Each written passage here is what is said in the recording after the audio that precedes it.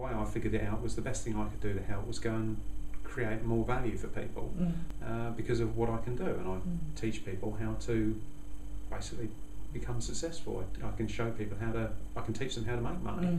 You know, making money for me is like a bit of a byproduct of being awake, and it's as my problem is I very nearly went back straight into a big business again.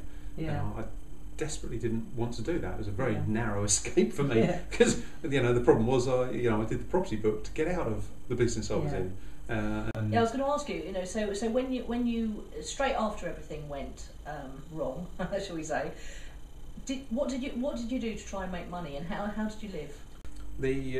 Well, fortunately, my wife had her portfolio and my portfolio went and that sort of thing. So it wasn't a need for money. It wasn't a case of we were living the life of Riley or anything like that. It was just there was enough. Because you're not allowed to when you go bankrupt, are you? They're very strict, aren't they? Yeah, but it's not. It's with my wife. It doesn't. That's where it's her money. It's not my money. So, but it wasn't. It wasn't like there's oodles of money there at all. It's just there wasn't a need for me to go out to work, sort of thing. Immediately. No, not at all. You're not the kind of person who'd sit around and not do something, would you? I can't imagine that for a second. Within, I went right. Okay, my first. This is my mindset was right. Okay, right. That's the bankruptcy thing over. When am I seeing my trustee in bankruptcy? I'm seeing them then. Okay, so I'll plan to launch my new successful business a week later. Right. And I just went. I just sat there and worked it all out, and I worked out how to go and make. Probably take on about 12 to 15 clients in a year, and I was looking at a 7.5% upside of their business and £25,000 upfront fee, and it was a case of it was easy to me. I just saw exactly. I know what you're talking about. For the benefit of the cameras, what did you perceive would be a good business to go into at that stage? Oh, at that stage, full stop. Teaching local businesses how to turn their business around using the skills you've learned. Using the skills I've learned. It's a case of. I've done multi-million-pound product launches. I've done marketing online. You name it, traffic generation.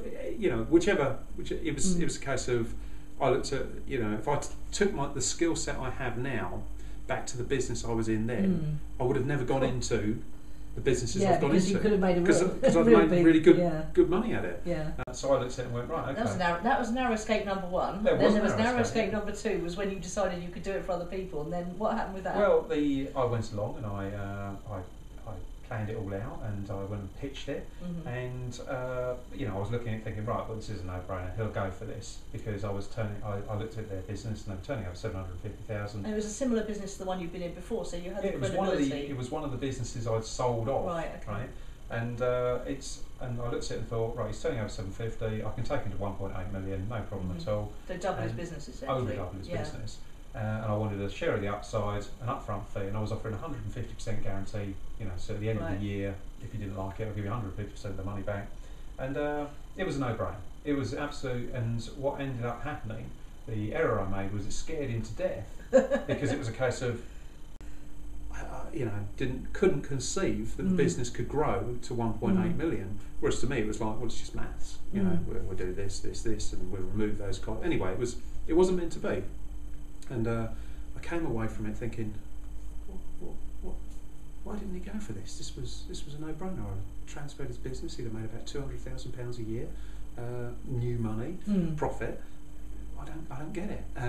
Anyway, on the way back, and I had this wonderful revelation.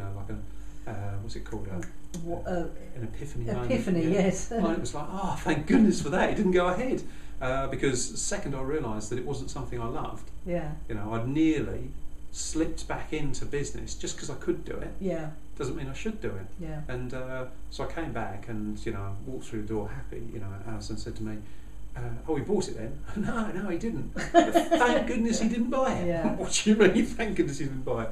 Because if he had, then I'd have gone straight back into another business, and it wasn't what I loved to do. So I decided to take 3 months off and figure out what I love to do. That must have been